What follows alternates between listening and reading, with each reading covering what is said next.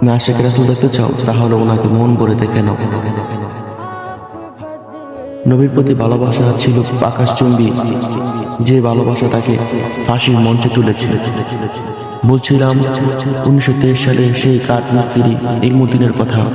বর্তমান পৃথিবীতে বড় প্রয়োজন কাঠমিস্ত্রি ইলমুদ্দিনের মতো একজন খাঁটি আশিকের রাসূল, এর খুবই অভাব। তিনি 1923 সালে প্রিয় রাসূল সাল্লাল্লাহু আলাইহি ওয়াসাল্লামকে নিয়ে অবমাননাকারী রঙ্গিলা রাসূল বই প্রকাশ করার কারণে প্রকাশক রাজপালকে হত্যা করে ফাঁসির কাস্টে উঠেছেন। রাষ্ট্রের সকল অ্যাডভোকেট তার পক্ষে। তারা বলল, ইলমুদ্দিন তুমি বলবে, তখন তোমার মাথা ঠিক ছিল না। কিন্তু তা না করে আদালতে কাঠগড়ায় দাঁড়িয়ে বলল, আমি স্বেচ্ছায় সজ্ঞানে তাকে হত্যা করলাম, কারণ সে রাসূল সাল্লাল্লাহু আলাইহি ওয়াসাল্লামকে রঙ্গিলা রাসূল বলার কারণে। পরে যখন অ্যাডভোকেট জিজ্ঞাসা করল, তুমি এভাবে বলছো কেন?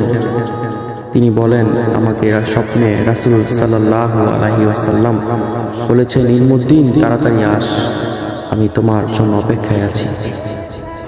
তার জানাজায় ইমামতি করেছেন পৃথিবী বিখ্যাত বুজুর্গ আল্লামা জাফর আলী। খাটিয়া বহন ও লাশ দাফন করেছেন বিখ্যাত কবি আল্লামা ডক্টর ইকবাল। কবরের লাশ শায়িত কল্পে অশ্রুসজ্জ নয়নে কবি আক্ষেপ করে বলেছেন, এই মূর্খ লোকটি আজ সকল শিক্ষিতদের ছাড়িয়ে গেল।